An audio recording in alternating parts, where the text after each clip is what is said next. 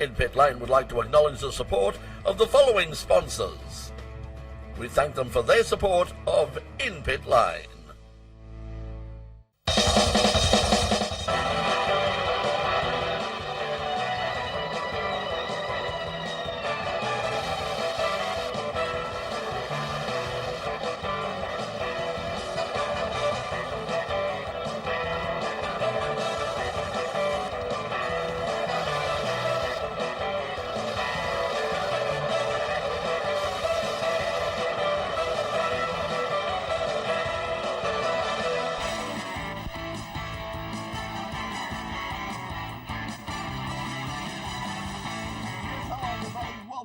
Edition of In Pit Lane. Coming up this week, we've got some action from Sandown, International Motor Raceway from the Historic Sandown. We're also going to introduce you to a brand new category called Mini Muscle Cars, and also the miniature race cars as well. They've been racing with the Australian Motor Racing Series, the AASA Series based out of Winton and Wakefield Park, and we'll be finding out more about that a little bit later on in the program as well. Also, we've got some great live music from Nightlight. They'll be joining us a little bit later on in the program as well. First of all, apologies to those who were watching last week on Channel 31. We had 31 had some few technical problems with the audio, so for the first time around on Thursday night, everything went very, very quiet. We became a mime program, silent comedy, but it was all fixed later, and for the subsequent repeats during the rest of the week, it was absolutely fine. Joining me once again at the big desk is Craig Doc Gladigo, and Doc, it was did you enjoy your weekend at Sandown? Well, I've thought out, I don't know about you, Brett, but it was an exceptional weekend at Sandown. Didn't quite get the numbers that we usually get there, but a great weekend for the purists, for the enthusiasts, to see all the historics in all their categories, and absolutely sensational. Great to catch up with some of the old stalwarts of the business as well, though, too. They love coming out of the woodwork for Historic Sandown.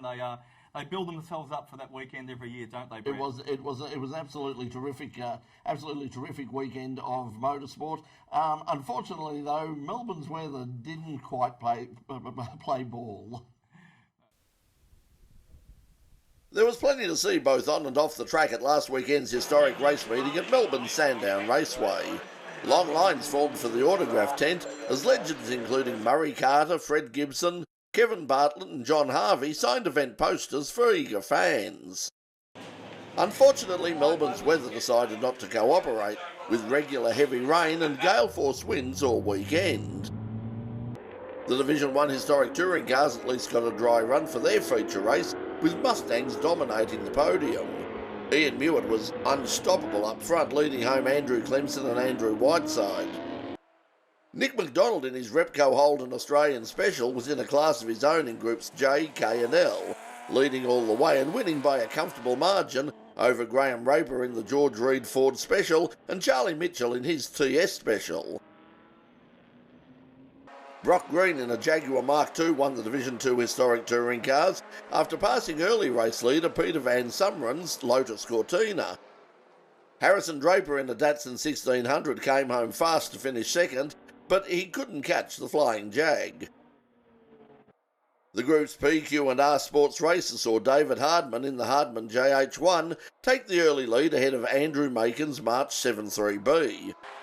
Ben Tebbett in his X-Mark Scaife SPA Formula Holden was third, ahead of a fast-finishing Peter Nolan in the Malik 16B Clubman, who had a great race with the Lola of Colin Hayes.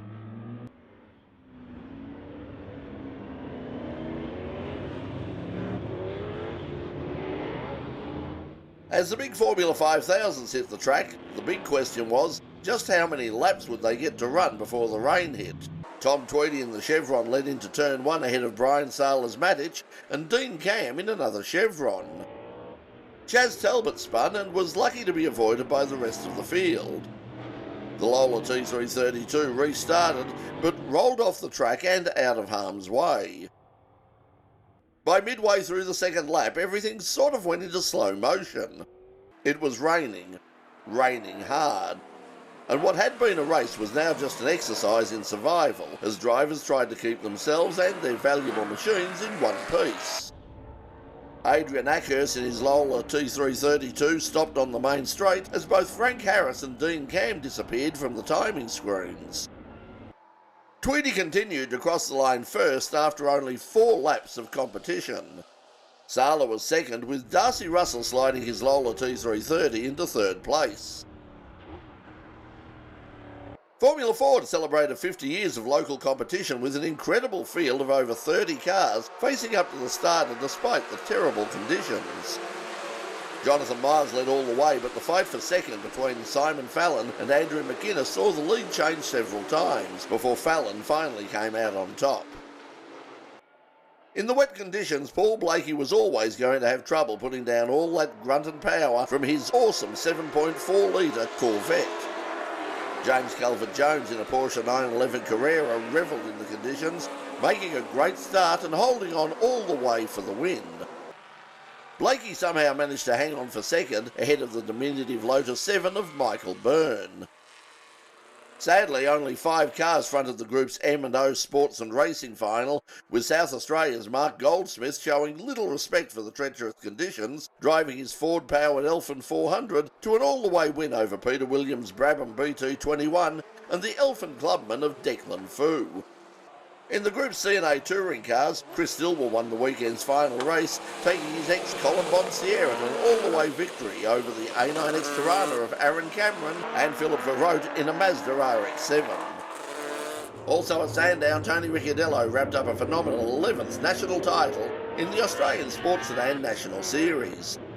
Ricciardello held off the challenge of last week's guest on In Pit Lane, Jordan Caruso, who, although close all weekend, just couldn't get past the Chev-powered Alfa V8 despite setting the fastest lap of the race in John Goulet's Audi.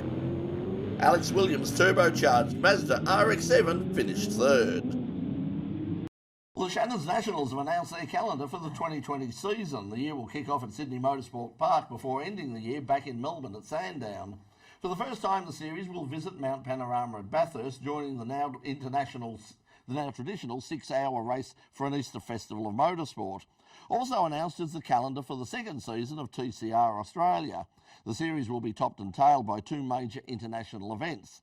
The first will be the running of a TCR Asia Pacific Cup at the Australian Grand Prix meeting at Albert Park. The year will then end with another major international event as part of the 5th Bathurst meeting, which will be run by the Australian Racers Group. We're here at Historic Sandown and I'm sitting in a Binny muscle car, and you're going to find all about that straight after the break. Yes, we're just taking a break now, and we'll fill that out. So, as we said, we had a few technical problems here and there. The reason we have technical problems, a bit of housekeeping before we go back to the main program.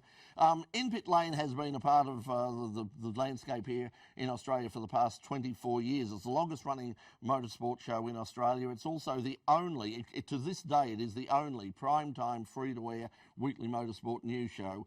We go, it's gone completely. One thing that I need to explain to people, that people sort of don't understand about Channel 31 and RMI TV and this program, is Channel 31 is not like the ABC, it is not like SBS, it receives not 1 cent of government money. This program receives no government money, and also the RMIT has a number of programs, including what they call their Flagstaff programs, shows like The Leak and a few of those other shows, which do get some support, financial support, in order to keep on the air. In 24 years, In Pit Lane is not one of those programs. That means we're always sort of, looking for sponsors. That's why sponsorship is so very important. We've been very lucky over the years that we've had some really good sponsors, but sometimes when something major goes wrong, we're in a lot of trouble. And I've always said that one morning if I wake up and I press the button on the machine that goes bing, and it doesn't go bing, this show is basically history, and that's pretty much what has happened now.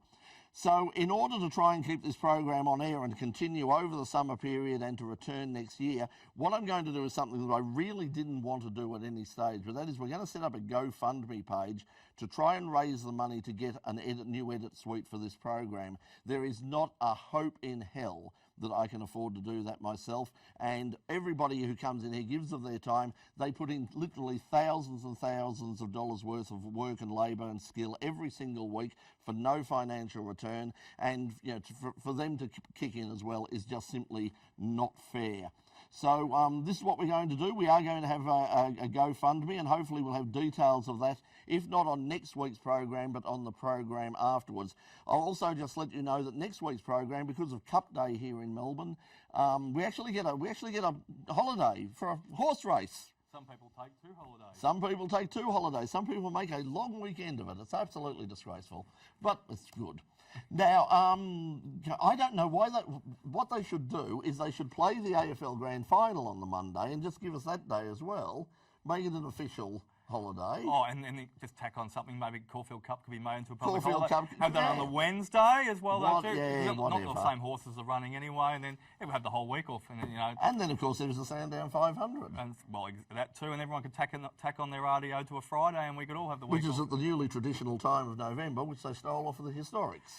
Welcome back to In Pit Lane. Well, one thing that you notice on the Australian motor racing scene is that there's a lot of motorsport categories. There's all sorts of categories. The question is, do we need another one? Well, we've got another one. This has certainly been the year of new categories, and the thing is, they've actually been, so far, pretty damn successful. TCR has been very successful, always thought it would be. Of course, we've only seen one appearance by S5000 at this stage, but that went off better than I think most people expected as well. Well, there's a new category around the corner. It's going to be part of the miniature race car series. It's called Mini Muscle Cars, and they debuted the first of their cars last weekend at the Sandown Historic, put it on display. It's a very, very nice Falcon XB, and we'll see that in just a moment. But from Mini Muscle Cars, we've got well-known sportsman competitor Gary Roberts, and also from the miniature race cars, Chad Cotton. Gentlemen, welcome to In Pit Lane. Thanks, Brett. Thanks for having us. Now, Gary, we'll start with you, because this sort of thing is your baby. I mean, where did this idea come from and why? We started to have I sort of gave up motorsport for a little bit, and we started to have a run with Chad's category, the miniature race cars, and it was back to sort of the fun stuff that we used to have in the state series a few years ago, and everyone helps each other out, and it was a really good category to be involved with, and we thought, a few of us were sitting around having a beer at night time. We're like, what do we do to make this category even a little bit better and a bit more attractive? And we always thought, maybe we should try and put a different body on our car. And we thought, maybe we'll make our own car. And so we came up with the idea of making a miniature XB coupe at the start. And we thought, it's got to sound like something tough as well. We're going to call it a muscle car. It's got to sound like one. So we toyed with the idea of a Harley Davidson engine, and we even ended up starting to develop our own V8 engine, and then Simon Fitzner got on board from PPG over in Adelaide and came up with the idea of the transaxle that's now in the car. And his mates with Ian at Triumph Rover Spares, and they said, they sent us over an engine, said, why don't you try that? And that fitted in, and it sort of fitted with the whole, we want to make the cars exactly the same, so it's not a Holden engine and it's not a Ford engine. So we ran with that, and so far, it's been good. Until a week ago, no one really knew about it except for a handful of people, and we took it out expecting to leave it on display at Sandown and maybe walk away and let a few people look at it, and we've been a bit overwhelmed by the support. Yeah, it certainly got a lot of attention. We got some footage of it that we got over the weekend. You saw Doc in it before, but the thing about the car is that when you have a look at it, in shots like this, and from a distance, you don't sort of realise that it is in fact smaller. What scale is it? It's pretty much exactly 80%, and we tried to keep true to that. We tried to not make it a car or anything. We really wanted it to look the part, and the boys down at True Blue Restorations did an amazing job on the panel work for us to paint it up and really make it look, So what are the panels? Are they fiberglass? All fiberglass. The whole body's fiberglass on a space frame chassis. So, as you know, Brett, being from sports hands, I sort of... Now, also, I did ask you a few of the details, but I'm sure there's plenty more to tell us tonight. Thanks for joining us, Gary. The weight of them as well, though, too. It's not just an 80% scale. It's also a very light car and well balanced as well, too. Yeah, so there was a few things we wanted to do. We decided that the car really needed to have 2 seats in it. We wanted a miniature car, but none of the other miniature cars have 2 seats. So I think we're losing a lot there by not being able to take people for rides and get them involved in the category a bit more. So I thought we'll make a 2-seater car, and to do that, we needed to put the gearbox in the back, so a transaxle. And we still wanted to make that sort of 50-50 weight and wanted to make a proper race car out of it. So that's what we've ended up with. Chad, where do these cars fit in with your series? Well, we started the series about 8 years ago to accommodate the older Aussie racing cars that everyone's familiar with. And there's a lot, and there still is, sitting in garages around the country. And there's another chassis that a lot of people don't know about, which is called a Future Racer, which was basically brought on by Peter Brock. It was a Peter Brock and Radcliffe. They made it together, and they basically made that car to compete against the future car, against the Aussie racing car. But it never became what they wanted it to be. So the category came together. You probably heard about the Legend cars as well. So we basically have the category for those three cars. Now, we've been doing that for 8 years, and we've picked up competitors, we've lost competitors, we've got new people on board, and I think the core that we have now is sensational. We have about 16 drivers, all with big teams, which is pretty cool, but we do it on a privateer budget. And the guys came to me just over a year ago and said, "Oh, Chad, we're thinking about doing our own cars." Now, anything that Gaz comes up with is going to be a good thing, and they sort of showed me some ideas they had, and I said, "Go for it. This is going to be a good thing." And as Gary says, we've only got one seat. So the V8 supercars and even the TCR cars, they have two seats. They can get sponsors and do ride days. We can't do that. We can only ever show them footage. And the cars are very temperamental, being that they run motorcycle engines. So what Gary and his team came up with was phenomenal, and I could see a place for it in miniature cars, not if only just for that. The thing is, Gary, as you say, I mean, if you have a look at this thing, apart from the size, I mean, it is basically a sports sedan. It's a traditional sort of, space frame sports sedan. Just quickly, we've got to get to take a break, but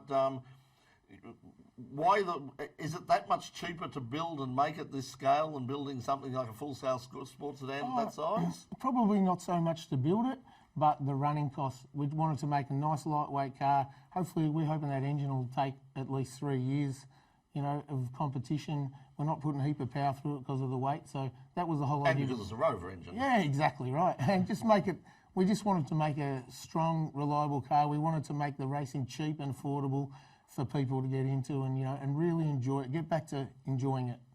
So first of all, before we go to the break, where can people find out more about these?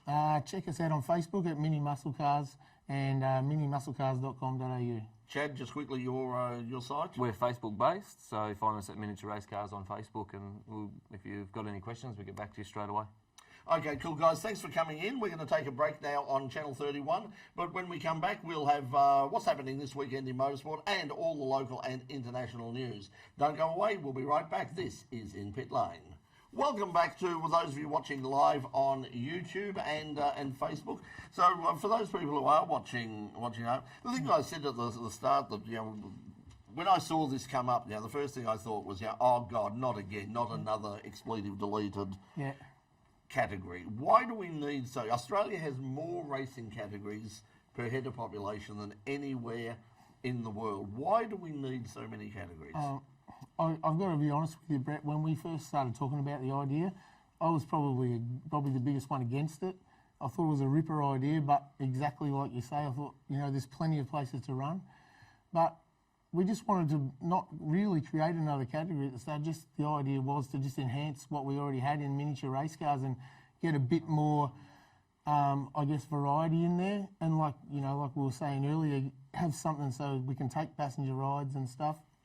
And like I said, our plan was originally to build a couple of cars and see what's going on, which was what we've got. We've got a couple of cars now, a HQ Coupe and the XB. I was going to say, with that, you've obviously got the purists in mind as well too, Falcons and Yeah. Holdens, sorry, Fords and Holdens.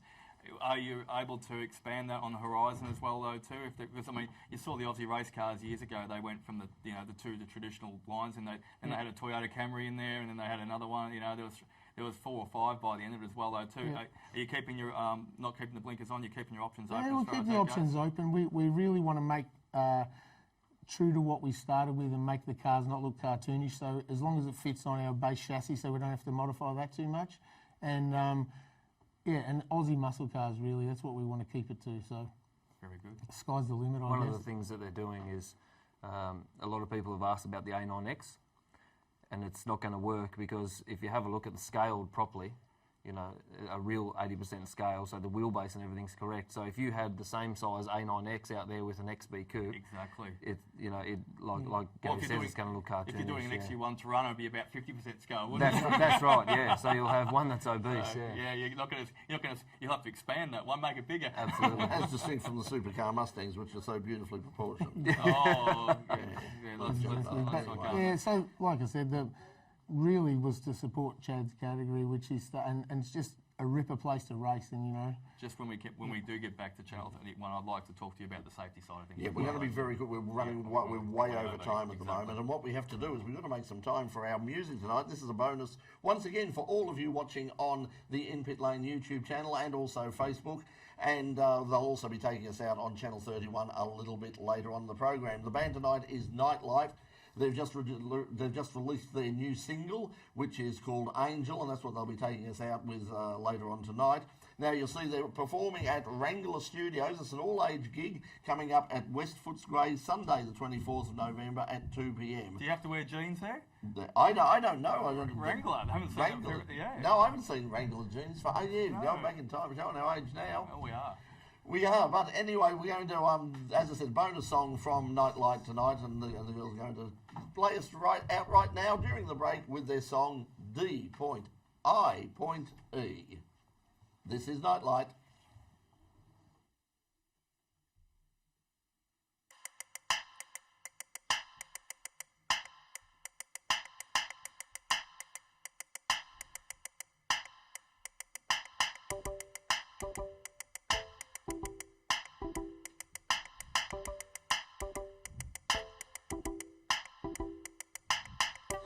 I just wanna feel alive sometimes. I just wanna be alright. Sometimes you walk away, and that's really not okay. But I just want you to stay for one more night. Sometimes you walk away, and that's really not okay. But I just want you to stay for one more night. And you're always feeling blue when the beat ends, and you wanna be with me when the day ends. And you got this little look in your eye where you let me know that everything will be alright. But I got this bad habit where I upsize the downsides. I'm an upside down girl, inside and outside world, and you're always inside my mind.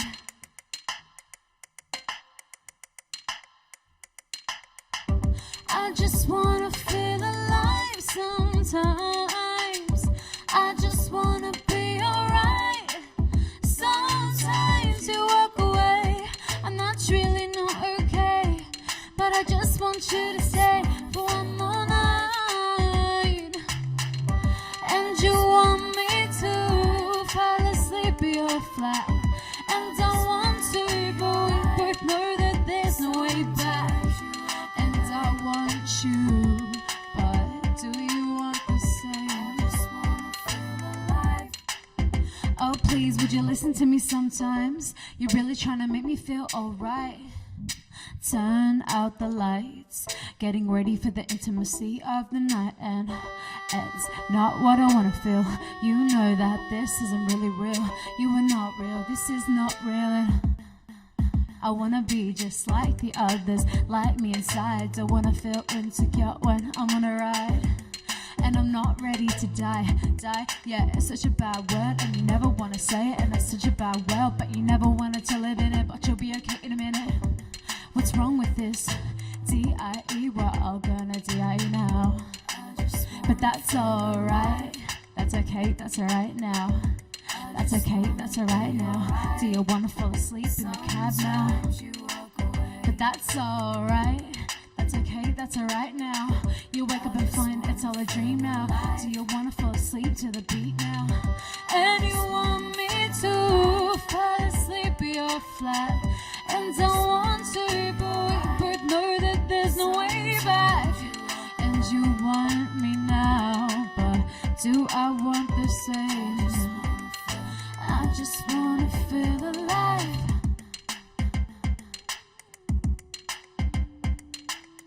And we're all gonna D.I.E now. Gonna D.I.E. What's on in Motorsport brought to you by the Motoring Diary, your must-have guide for all motoring enthusiasts.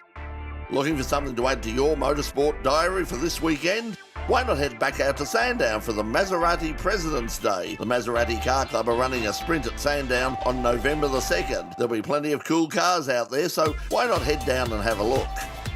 Everybody loves a carnival. The Ballarat Light Car Club are running Coglan's Carnival. There's autocross, there's carnacross, there's even motorcarna. All this and more. Well, okay, just all this, but that's enough. It's at the Ballarat Motorsport Complex, happening this weekend, November 2nd and 3rd. The Mark Sports Car Association of Victoria are running their Super Sprint this weekend up at Winton Motor Raceway. Head up on Sunday for lots of action from cool sports cars. I can't guarantee that there'll be a Lotus Evora there, but there might be. Speaking of grassroots motorsport, it doesn't come more grassroots than motorcarnas and carnacross at the Bendigo Car Club's Bagshot Motorsport Complex. It's happening this Sunday, November 3rd, and that's what's happening this weekend in motorsport right across Victoria. Well, a big weekend of local and national news, and let's find out what happened with the In Pit Lane Motorsport News.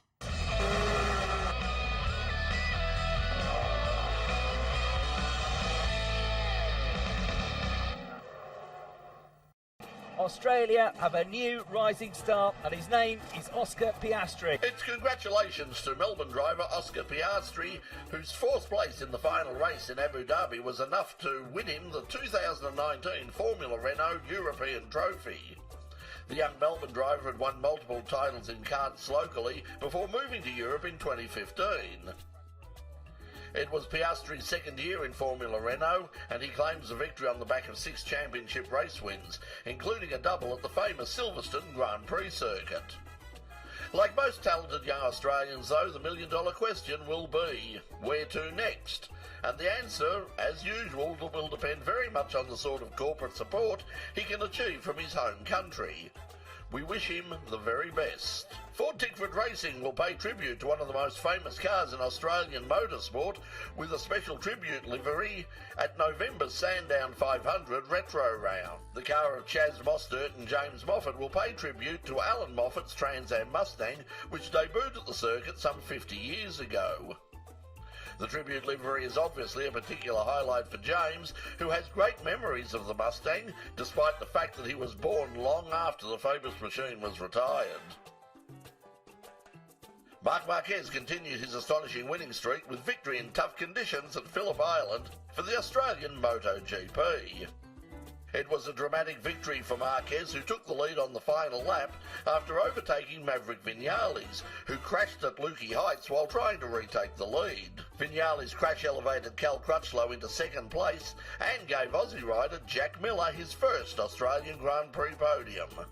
The win to Marquez means the Spanish rider now has 55 victories in the Premiership class, moving him ahead of Mick Doohan and behind only Valentino Rossi and the legendary Giacomo Agostini. Martin Truex Jr. has earned himself a spot in NASCAR's end-of-season championship playoff race with victory at Martinsville Speedway last Sunday.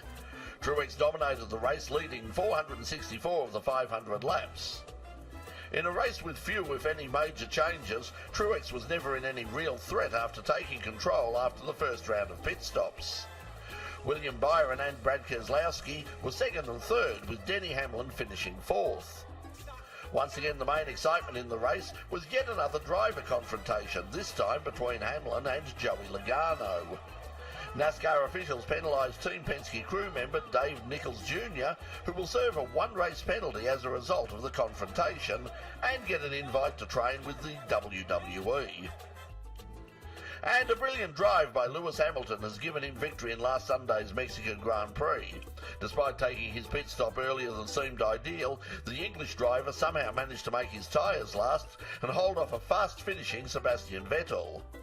Hamilton's teammate, Valtteri Bottas, recovered from a terrible qualifying session to finish third. Hamilton now needs only 4 points to wrap up the championship at the next round, the US Grand Prix at the Circuit of the Americas next weekend. And that's all we have time for this week on In Pit Lane. Now, next week, just a reminder that we'll be taking you back to Motor Classica for a special edition of In Pit Lane. But right now, on behalf of our guest Gary Roberts and also Chad Cotton and, of course, Doc Gladego sitting alongside me, we'll say good night. And we're going to take you out with our band Nightlight. They're going to be appearing at the Wrangler Studios, an all-ages gig on November 24th. And they've got a new single called Angel, which is available on all the regular streaming platforms. And that's what they're taking us out with right now. So until we see you again next week on In Pit Lane, from all of us here, it's good night. And this is Nightlight and Angel.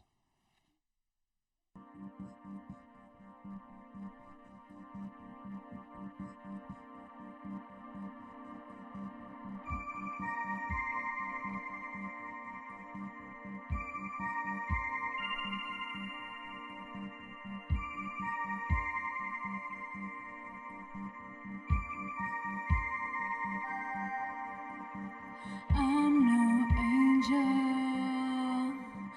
one of a kind. Wings were broken, I fell into your life. You're no angel, one of my kind. Words unspoken can change this if we try. I'm so thankful that you're no angel. You tried my patience, but you're in love with me. Oh baby, it's all love. Right now I know for sure, and it's okay. And when I'm insecure, you love me there. Right there is everywhere. Sometimes life's not fair, but I don't care. We'll take tonight back to your place. Just promise me this love will stay. I might be wrong, I might be right before tonight. Don't think about the times that passed. Let's focus on the ones that last. Just stay with me, let me reveal how this could feel. 'Cause baby, I'm so thankful that you're no angel. You tried my patience, but you're in love with me. Oh baby, it's all love. Right now I know for sure, and it's okay. And when I'm insecure, you love me there. Right there and everywhere. Sometimes life's not fair, but I don't care.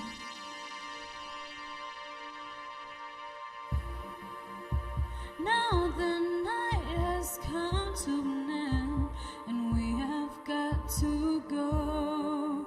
Before I reach the door, you follow me some more. You light my world up right, my sweet little nightlight. You're holding me so tight, it's tempting me. I might just stay.